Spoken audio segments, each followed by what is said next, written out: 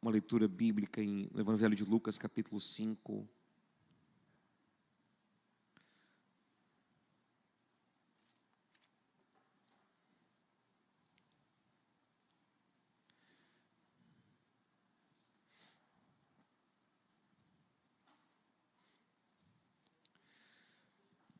A partir do versículo 1, Evangelho de Lucas, capítulo 5, a partir do versículo 1, diz assim: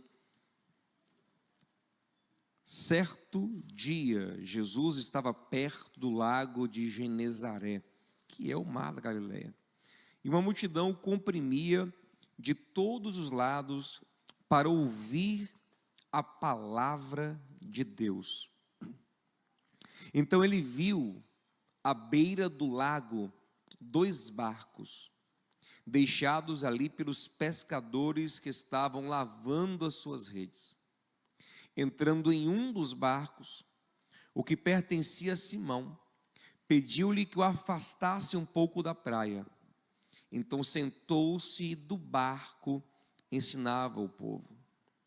Tendo acabado de falar, disse a Simão: vá para onde as águas são mais fundas e lancem as redes para a pesca.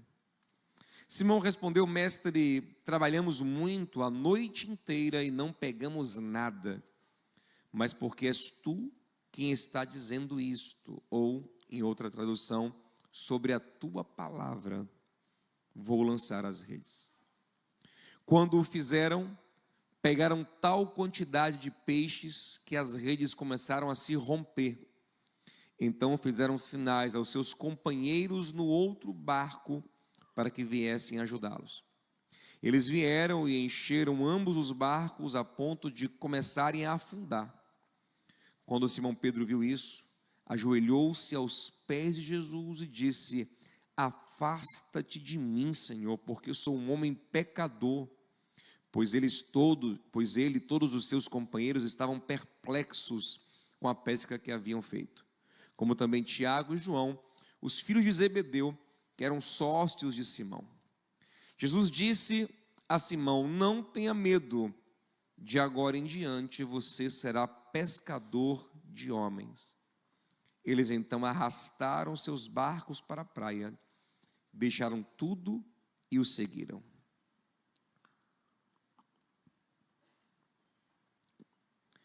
Meus irmãos, Jesus estava alimentando as pessoas com a palavra de Deus. A palavra de Deus, ela tem esse poder de preencher o nosso coração, de nos sustentar, de nos direcionar. E as multidões famintas por direção, por luz, cercavam Jesus, iam recebendo de Jesus, iam absorvendo de Jesus. Mas Jesus, ele fazia tudo de uma maneira muito proposital, e ele vai propositalmente trazendo aquela multidão que o cerca para a beira da praia, do lago de Genezaré, que é o mesmo mar da Galileia. O mar da Galileia, na verdade, é um lago. Ele vai trazendo a multidão, propositalmente, ali para a beira da praia. Eles vão vindo atrás de Jesus, e o texto fala que Jesus viu 2 barcos, escolheu um deles para entrar. A questão é que aqueles barcos eram barcos de pescadores frustrados com a pesca da noite que acabou de passar.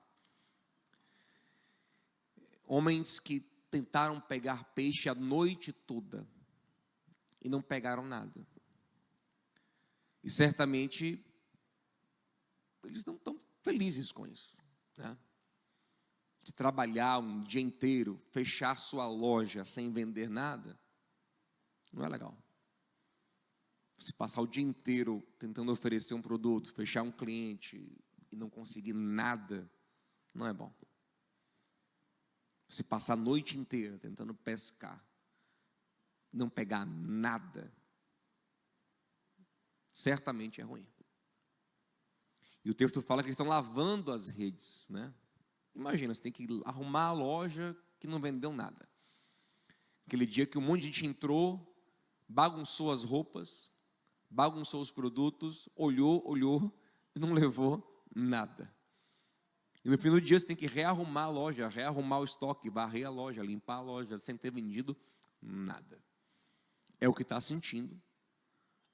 Estão sentindo aqueles pescadores. Aí vem Jesus. Jesus sabe disso. Ele está vendo que não tem peixe, ele está vendo a frustração, ele está vendo que eles estão lavando as redes. Jesus podia, logo a princípio, resolver logo esse problema, trazer logo os peixes para aqueles homens e depois continuar ensinando, continuar pregando para a multidão, mas ele não faz isso. Ele prioriza pregar, ele prioriza ensinar, e depois ele vai resolver esse problema desses pescadores. Por quê? Porque a palavra de Deus é a luz para o nosso caminho. O Senhor não quer conduzi-los em escuridão. E na verdade, até para que eles pudessem viver a experiência que viveriam logo mais, aquele milagre extraordinário, eles precisavam ouvir essa palavra, que gerava a fé necessária no coração deles. Em Romanos 14, 17 diz que a fé vem por ouvir e ouvir a palavra de Deus. Por isso essa palavra, ela é uma prioridade, porque ela vai estabelecer os fundamentos, ela vai direcionar a mente, ela vai mexer com o coração, ela vai permitir a fé, ela vai curar alguns desejos que não deveriam estar em nosso coração e gerar desejos que precisam estar no nosso coração. Muitas de nossas carências, na verdade, são projeções de uma alma que não está bem encaixada, de um coração que não está alinhado com o Senhor. Por isso que nós precisamos, antes de qualquer coisa, de qualquer alimento, de qualquer peixe, de qualquer pão, ser cheios da palavra que nos alinha com a vontade de Deus.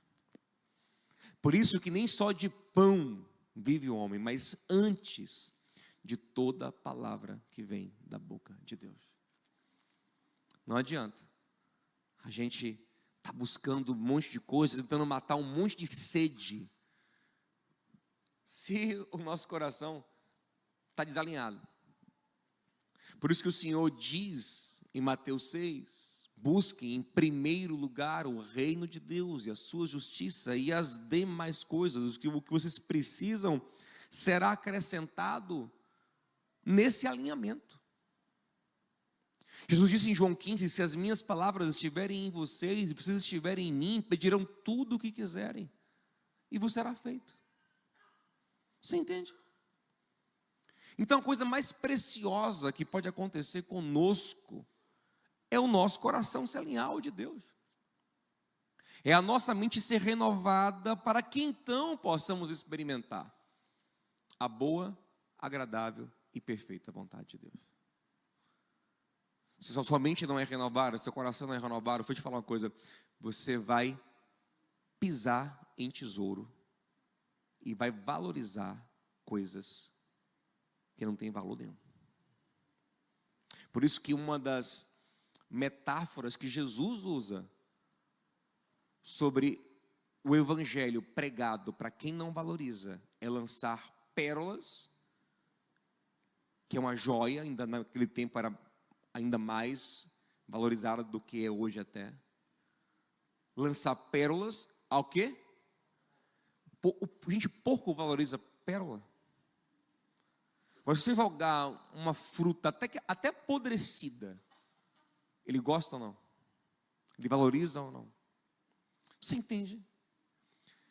Eu preguei aqui na conferência, você entendeu errado, e eu comecei a conferência falando o seguinte: imagina que alguém pega uma pedra de vesícula e te dá de presente. Quem gostaria de receber uma pedra de vesícula? Né? Cálculo biliar, né? De presente. Eca. E se for uma pedra de vesícula de boi? Você queria? Sabia que isso vale mais do que ouro? Sabe que a grama de pedra de vesícula de boi é mais cara, o grama, né? É mais cara do que o grama do ouro? Agora você quer, né? Quem gostaria de alguns gramas de pedra de vesícula de boi? Eu quero. Pode me dar que eu quero. Por que você agora quer? Porque você agora tem uma informação que te faz valorizar. Talvez antes dessa informação você não valorizasse. Mas a partir dessa informação, você, opa, você já está querendo pesquisar no Google agora. Que negócio é esse? E para variar, no Brasil, já tem uma gangue que rouba isso. Lá em Barreto, no interior de São Paulo, é o lugar que mais produz, né, a pedra de vesícula de boi. Isso é uma coisa que produz dentro do boi, lógico, né? O boi envelhece, tá, pega a pedra de vesícula. Tem uma gangue, para variar, que rouba isso no Brasil.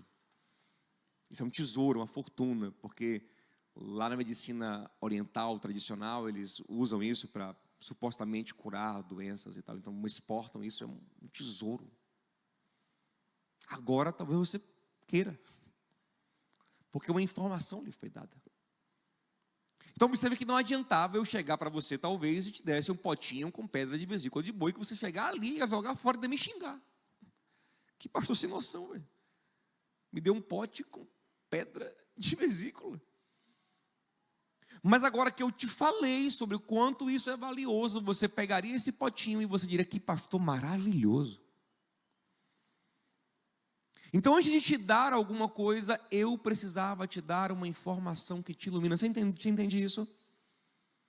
Antes de fazer coisas na sua vida, Jesus precisa transformar o seu coração com a palavra dele. O evangelho tem que entrar. O evangelho da graça de Deus, que te torna grato, humilde, que te ensina o valor da santidade, da comunhão, do amor, da misericórdia, que te faz entender os valores de Jesus, te faz entender por que são bem-aventurados os que choram, os que são perseguidos, os que têm fome, sede de justiça, os mansos, os humildes, os pobres de espírito. Gente, nós estamos na era da ostentação. Mas Jesus disse que o feliz é o pobre de espírito, que é o quê? Que é aquele que sabe que sem Deus ele não tem nada, que depende de Deus, que é carente de Deus, que a sua maior riqueza é a graça do Senhor. Ele sempre se vê como miserável, precisando da misericórdia do Senhor. Ele nunca se orgulha, porque ele sabe que nele não tem nada, tudo é pela graça do Senhor. Mas esses são conceitos que você vai começar a receber quando você ouve a palavra. A fé vem por ouvir e ouvir a palavra. Por isso a palavra é um tesouro maior para Pedro, para Tiago e para João, que estão frustrados ali com a pesca, do que o peixe. Quando Jesus entra no barco de Pedro e começa a usar o barco dele para pregar, naquele momento, um tesouro maior do que os peixes que virão está sendo posto ali.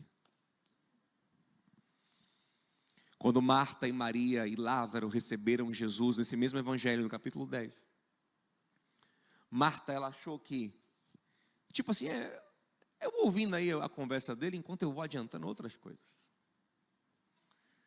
E ela não valorizou tanto, sabe? Por mais que ela acreditasse em Jesus e fosse uma mulher extraordinária, na minha opinião. Mas ela assim, não, sabe que, né, estou pegando aqui o resumo. Ele pegar assim, eu peguei assim a ideia. E tem muita gente que acha que é sobre isso, sabe? Qual o resumo aí, a pegar a ideia central aí? Sabe, não é sobre deixar uma palavra viva entrar no seu coração e te transformar.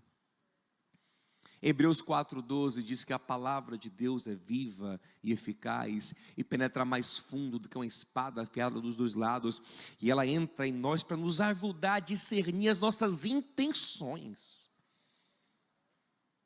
nossos pensamentos, para te ajudar a saber por que você quer o que quer, por que você sente o que sente, por que você não sente, o que deveria sentir, sabe? É um confronto. Essa palavra vem e eu digo, meu Deus, será que eu quero realmente isso? Por que eu sinto assim? Por quê? E aí a palavra vai confrontando e vai revelando e vai me expondo e vai discernindo e digo, ai, dói, mas cura. Mas liberta. E me permite viver a boa vontade de Deus. Toque em alguém e diga assim, a vontade de Deus é boa. É você que é ruim. É você que não consegue viver a vontade de Deus. Sabe? A vontade de Deus é boa como um prato de salada com salmão grelhado. É você que não tem um paladar viciado em doce, misericórdia. É para mim mesmo. Somos nós que temos uma mente que infelizmente às vezes não consegue compreender. E olhar com os olhos certos e compreender e desejar as coisas certas, as pessoas certas, e ser atraídos pelo que Deus quer que nós sejamos atraídos. Tem gente que, pastor, me relaciono com homem ruim, com mulher ruim, é porque tem uma coisa ruim na sua mente, senão você não era atraído só por gente ruim, com certeza. Tem alguma coisa na sua seleção, no seu gosto, que lhe atrai, que não está legal. Então por isso que o maior presente que Deus pode nos dar é uma transformação da nossa forma de pensar. Romanos 12, 2, não se conformem ao padrão caído do mundo, egocêntrico, mentiroso, mas transformai-vos pela renovação do vosso entendimento, para que possam elogias em adoração. Então primeiro eu vou falar assim, vou decorar assim, Senhor, venha teu reino, seja lá o que isso for, faça a tua vontade, que eu não quero nem saber qual é. E agora que eu já pedi isso, estou livre agora, meu pão, aleluia, o que eu quero, não. A ideia é que quando a vontade dele vier sobre o teu coração, ela transforme a sua. Quando o reino se estabelecer, você seja uma pessoa diferente, que come o pão de forma diferente, que enxerga o pão de forma diferente. Depois que o Senhor acabou de pregar, ele deu uma ordem para Pedro que talvez Pedro não obedeceria se antes não tivesse ouvido a palavra. Porque ele diz a um pescador, Jesus foi criado por um carpinteiro, e tudo indica que também exercia essa profissão. Não era um pescador profissional. Pedro, Tiago, João são pescadores profissionais. E um carpinteiro olha para um pescador que tentou pegar peixe. E, gente, se tem gente que tem orgulho da profissão, que tem macetes, é pescador. Não sei se você já conhece pescador. Mas eles são, não, peraí, eu sei como é que é, eu tenho uma manha. Eles são diferentes mesmo. Não sei se é pescador e não tem um pescador. Você joga o anzol no mesmo lugar que ele joga, você não pega o peixe, ele pega. Eles têm técnica, eles sabem ver. Estou vendo, você não vê nada. Ele está vendo ali o cardume, eu estou passando um cardume ali. É diferente. Ele tem uma experiência, uma expertise com o mar. E Pedro é pescador. E o Senhor fala para ele, volta, afasta o barco, bota em águas mais profundas, joga a rede de novo. E Pedro só vai obedecer isso porque ele ouviu a palavra de Jesus. Porque entrou vida nele, percebeu que ali não era um homem comum, era um mestre enviado por Deus, era um homem de Deus. Estava sobre ele o Espírito Santo. Aí Pedro falou, Senhor, olha, Pedro até faz a consideração, Senhor, nós tentamos a noite toda, não pegamos nada, mas sobre a tua palavra, eu vou tentar de novo. Eu vou tentar por quem você é, porque a tua palavra guiou o meu coração. E isso é maravilhoso, porque agora Pedro está começando a descobrir o significado de depender de Deus. É você passar a confiar mais em Deus do que em você mesmo.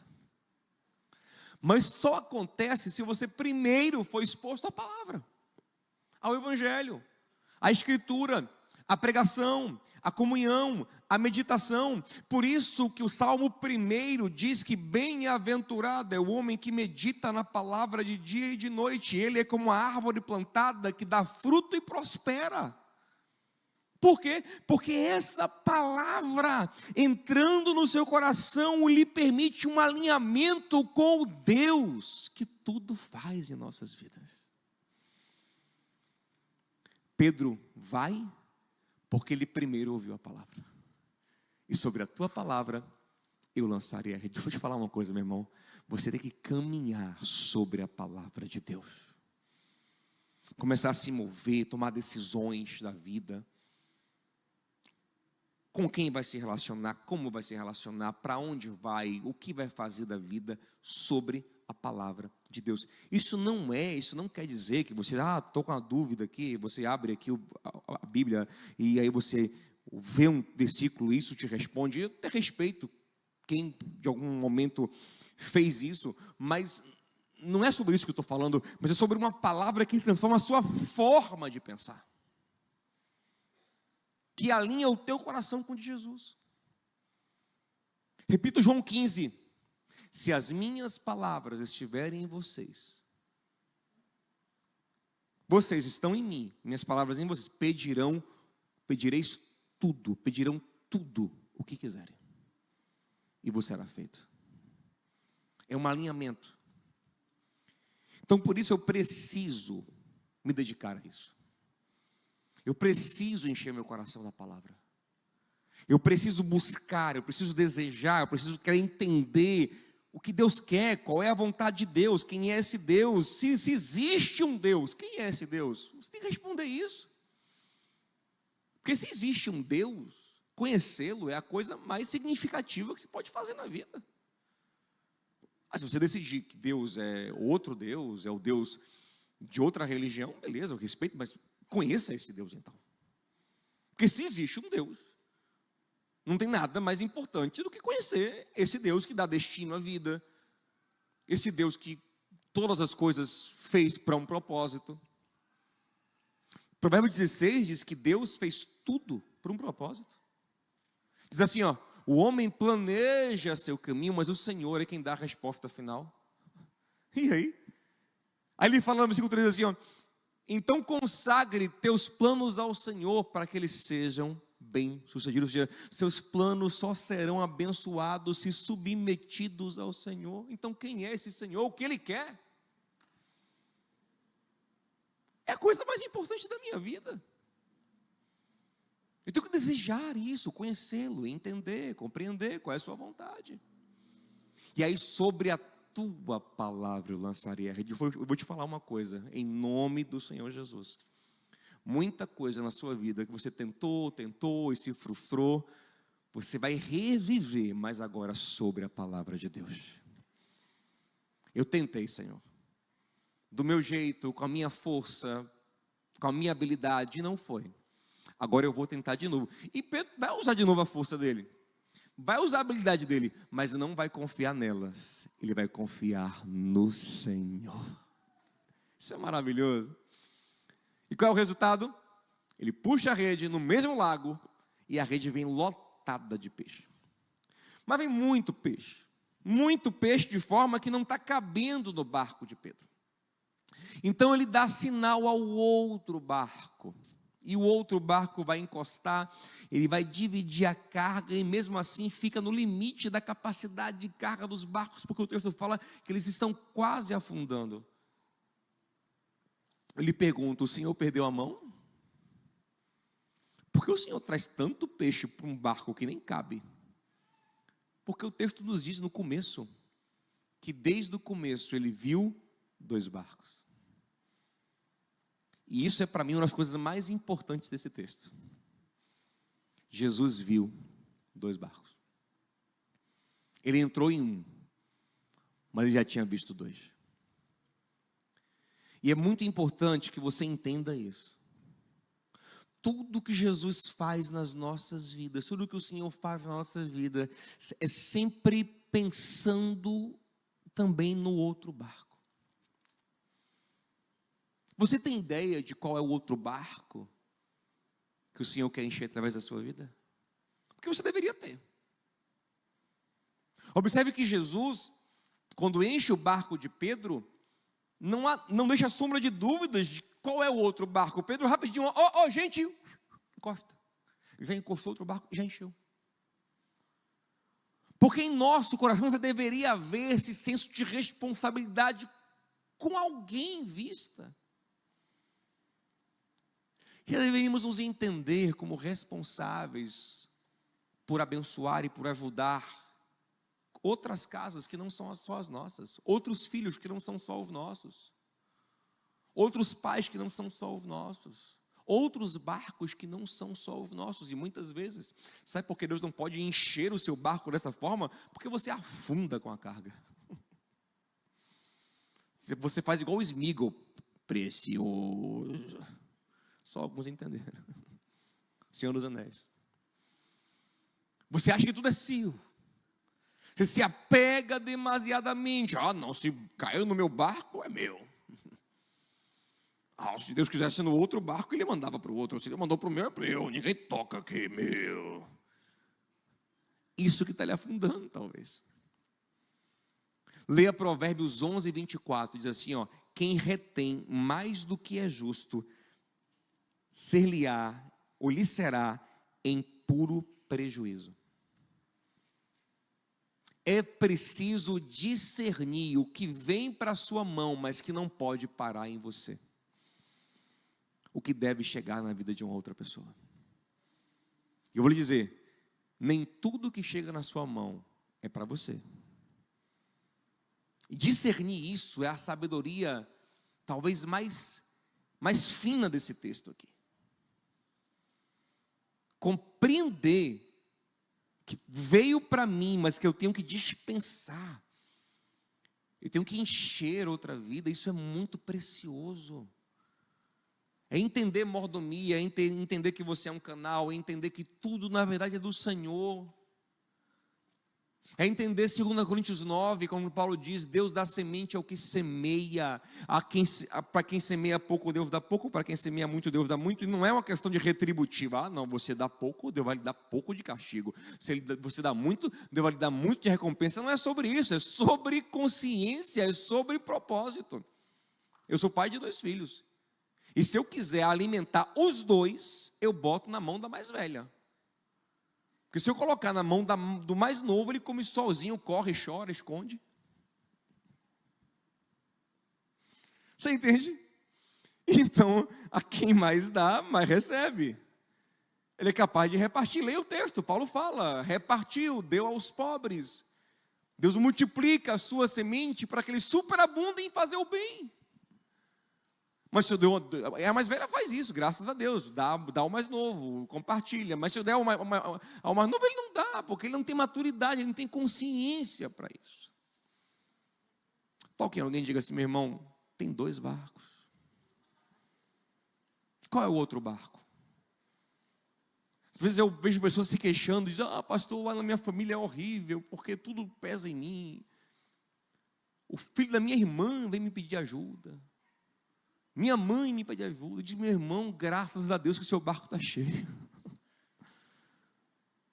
E entenda que às vezes o segredo desse barco cheio é justamente isso, é porque tem muita gente que Deus quer te usar para abençoar. É como José, que prosperou, que eu preguei de manhã aqui, virou governador do Egito, estando exaltado diante dos irmãos que lhe fizeram mal. Ele discerne e fala, Deus me colocou aqui para sustentar vocês. Eu vou te falar, Deus não levanta ninguém nessa terra se não for por um propósito de abençoar outras pessoas. Isaías 32:8 fala assim, que o liberal projeta coisas liberais e por causa da sua liberalidade ele é levantado pelo Senhor. Discina isso. Compreenda isso. Isso vai mudar a sua vida. Amplie seus horizontes. Deseje isso. Queira ser essa pessoa, ainda que com pouco, comece com pouco, compartilhe o pouco que você tem. Ame com o que você tem, divida um pouco do que você tem, ajude alguém, compreenda que alguém está na sua vida para ser abençoado. Quem cruzar o seu caminho, que seja especialmente abençoado, não quer levar vantagem sobre tudo e todos. Tem gente que quer levar vantagem, o cara que vende um picolé de R$2,50. Vou tirar 50 centavos aí, velho. Não, esse cara você dá 3. Você entende? Para esse cara, aí você pede desconto para o cara que vende um carro de 100 mil. Mas para o cara que vende um picolé de 2,50, você dá 3. Você abençoa porque você tem mais. O mais forte, a Bíblia diz, o maior abençoa o menor. Você abraça. Se você tem um funcionário, você não briga para pagar o mínimo, ou pagar abaixo do mínimo, para descontar. Não, o seu você trata melhor. A sua empresa você trata melhor. Que todos possam dizer como é bom trabalhar na empresa daquele servo de Deus ali, ó. Daquela serva de Deus. Lá nós somos abençoados, nós somos bem tratados, nós somos honrados, não somos explorados. Porque não pense que é a minha empresa, eles estão aqui, não, meu amigo. Saiba que Deus enche esse barco para encher outros barcos. Deus abençoa a sua vida por causa de muita gente que está ali às vezes em volta de você. E os segredos são eles. Você tem marido ou mulher que fica se achando, né? Não, porque vem através de mim o dinheiro da casa, quer ser canguinha com o cônjuge. Meu filho, às vezes você está recebendo por causa dela.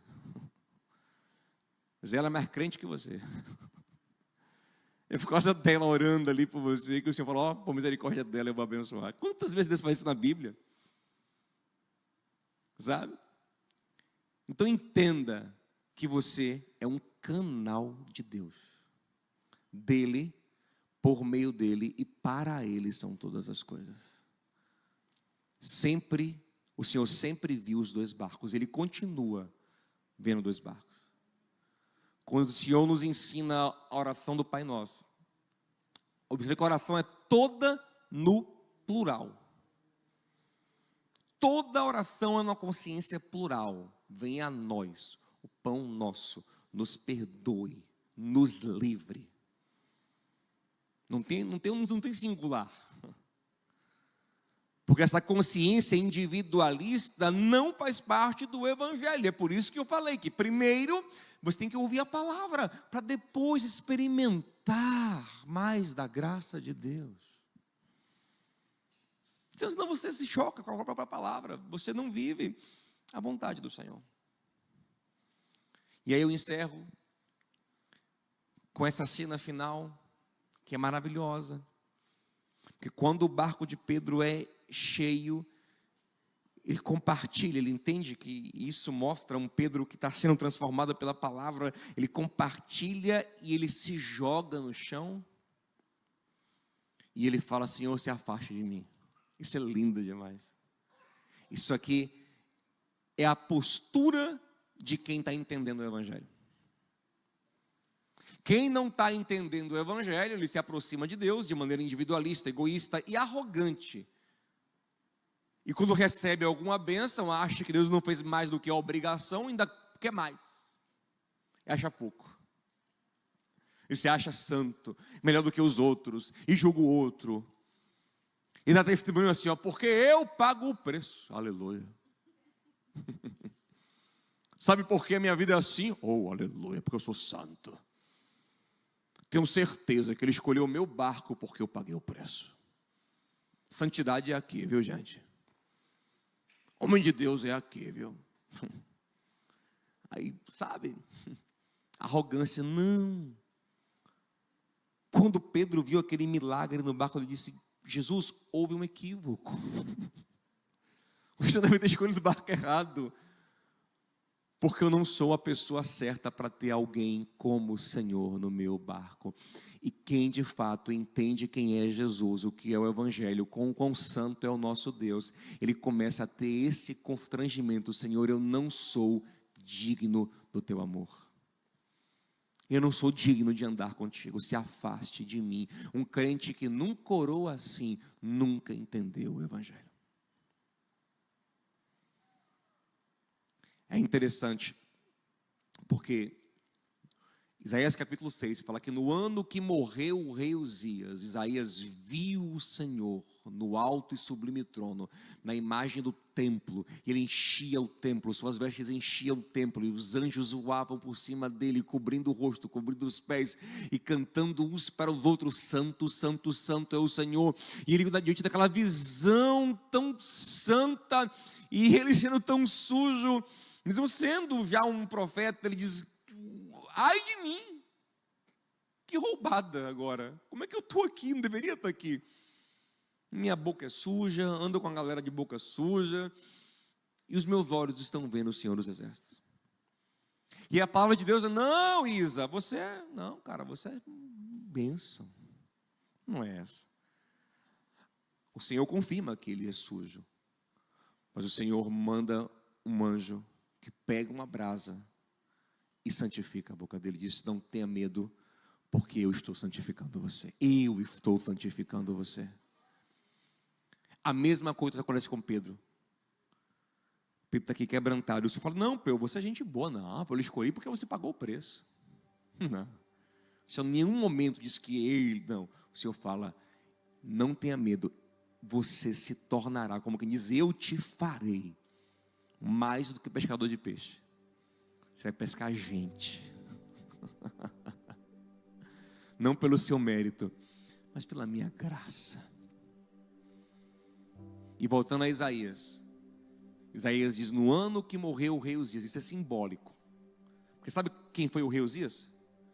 Foi um cara que Deus abençoava. Ele se achou digno de Deus. Aí um dia foi entrar no templo,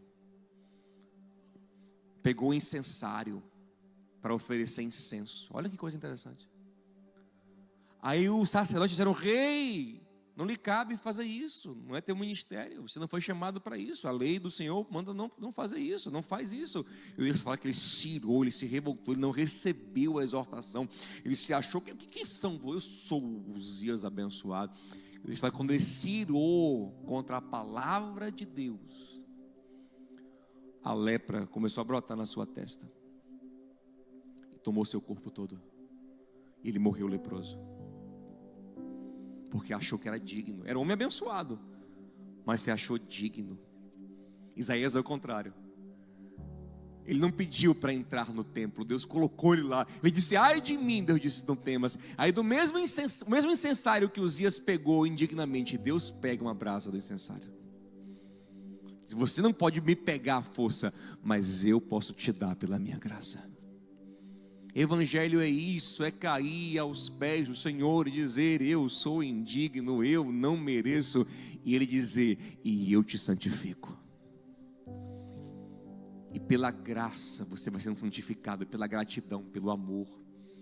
O que a lei não é capaz de fazer, o que o mandamento não consegue fazer, porque se ele fizesse, ele te orgulharia em você mesmo, porque você cumpriu a lei. A graça começa a fazer, e de repente você se vê pelo fruto do Espírito cumprindo a lei de Deus. Você fala: como isso? Não sei. O Senhor está me santificando, o Senhor está me transformando, o Senhor me deu o seu Espírito. O Evangelho é isso. E aí algo tão profundo está acontecendo em Pedro e nos seus companheiros, que o texto fala que eles de repente largam tudo. Ei, eles acabaram de fazer uma pesca extraordinária. Nunca a empresa decolou tanto. Mas eles estão tão maravilhados com quem é Jesus, que eles dizem: isso aqui é pequeno diante da grandeza do Evangelho do Reino de Deus. E largam tudo. Eu não estou dizendo para você largar tudo não, meu gente. Mas estou dizendo para você saber que tudo é pequeno diante do privilégio que é caminhar com Jesus. E que Ele tem dificuldade de encher seu barco, de abençoar você, de abrir qualquer porta. Mas o que Ele quer mais te dar é relação com Ele. Você compreender o tesouro que é o reino de Deus.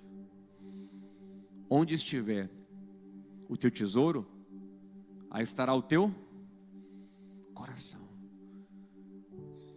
E o Senhor quer te mostrar que o tesouro da vida não é uma empresa que bomba, não é ser famoso, não é ser rico. Isso pode ser usado por Deus para a glória dele. O tesouro da vida é conhecer Jesus, é andar com Deus, é ser amigo de Deus, é ter o coração alinhado com Deus, é ser cheio do Espírito Santo. Romanos 14, 17, porque o reino de Deus não é comida, não é bebida, mas é paz. Oh meu Deus, quanta gente busca paz e não encontra. É justiça, ser justificado pelo sangue do Calvário e pelo Espírito Santo verá fruto de justiça. Justiça e alegria no Espírito Santo. Alegria que nenhum remédio pode lhe dar, que o álcool não pode dar, que os jogos não podem dar, que seu time ganhando não pode dar, que o romance mais gostoso não pode dar. O Espírito Santo pode trazer para a sua vida, não te alienando de nada disso não. Aí com o Espírito Santo você poderá usufruir da comida, da bebida, do romance, do jogo, mas não sendo dominado por nada. Pelo contrário, tudo me é lícito, mas nada vai me dominar. Nada me cativa, nada me escraviza, nada me amarra. Pelo contrário, eu tenho o fruto do Espírito, que é domínio próprio, equilíbrio, temperança, moderação. Isso é ser livre.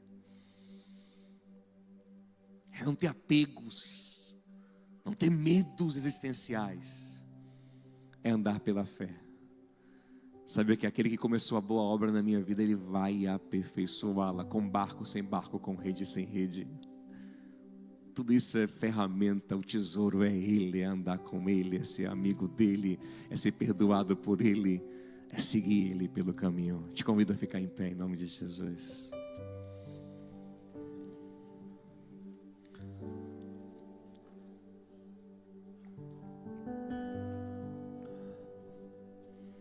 Quero te convidar à oração.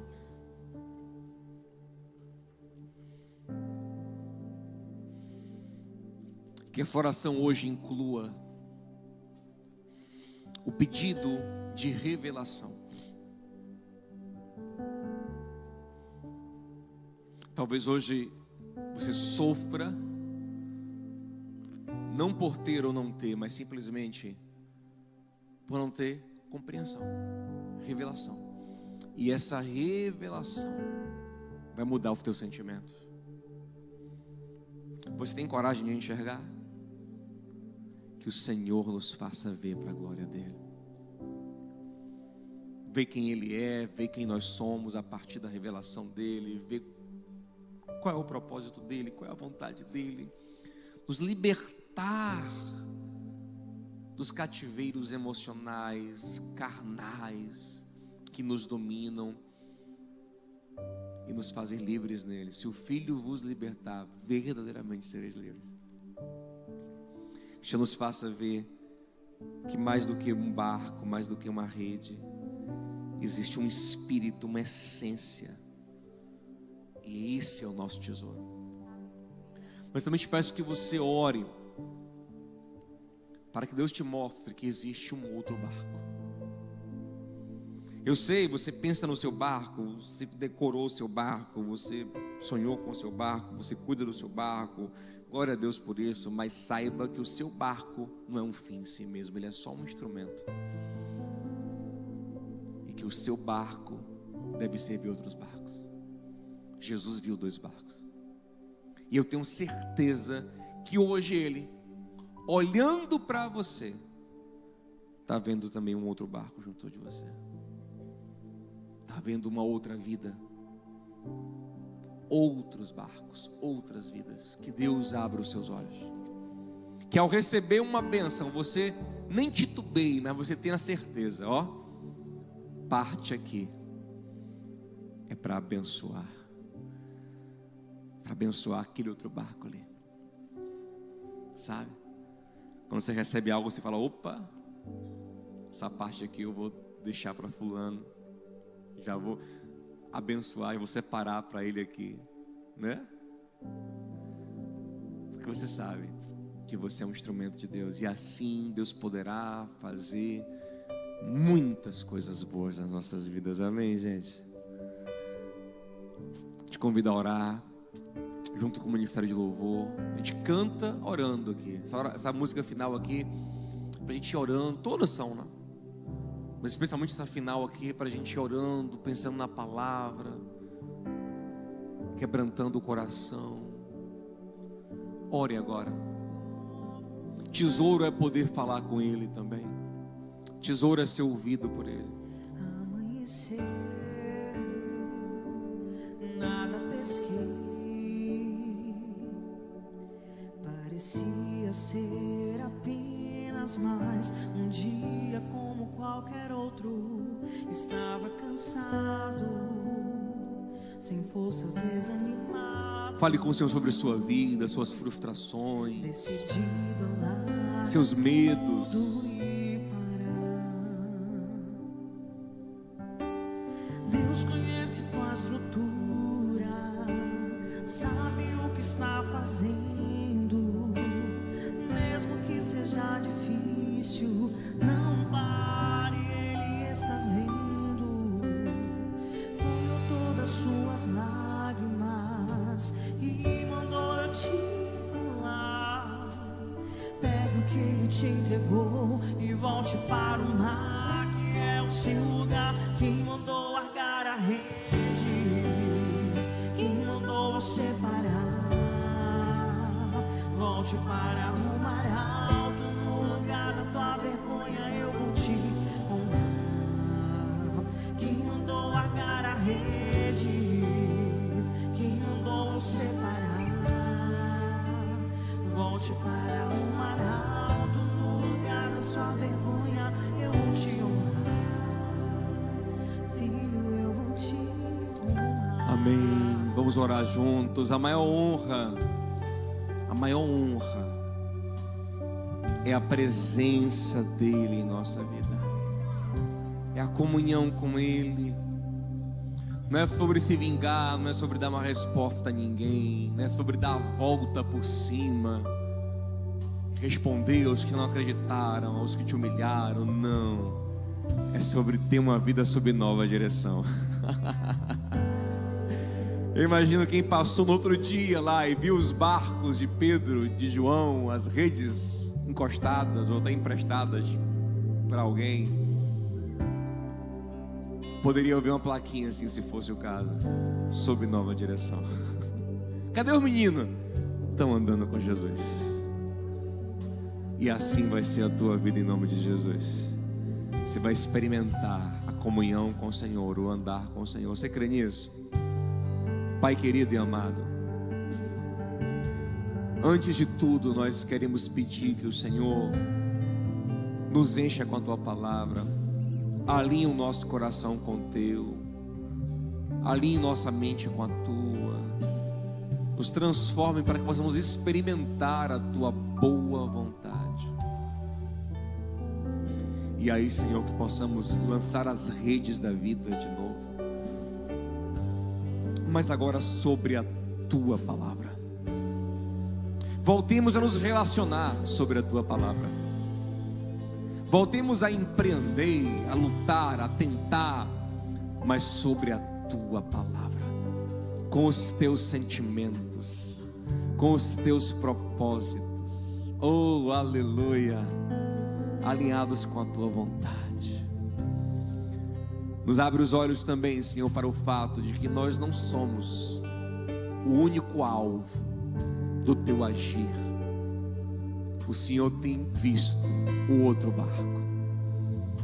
O Senhor está de olho do barco e está do meu lado. E se o Senhor entrar no meu, é para abençoar o outro também. E que mesmo, Senhor, com bênçãos e com qualquer coisa que o Senhor faça, que não percamos de vista que o Senhor é a nossa grande bênção.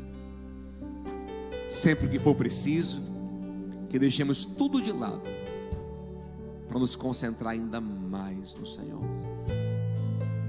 Como Maria, que escolheu a melhor parte, que escolhemos isso todos os dias, o Senhor. E que nunca nos achemos dignos de Ti, mas como Pedro, estejamos aos teus pés dizendo: eu não mereço, e que teu Espírito transforme-nos e glorifique o teu nome em nossas vidas. É o que nós te pedimos, no nome de Jesus. Quem crê diz amém. Graças a Deus. Que Deus te abençoe, te dê uma noite maravilhosa. Que o amor de Deus, o nosso Pai, a graça de Cristo nosso Senhor, comunhão e consolação no Santo Espírito de Deus seja com você e com a tua casa. Quem crê diz que Deus te abençoe, em nome de Jesus. Te dê uma semana maravilhosa nele, em nome de Jesus. Graças a Deus.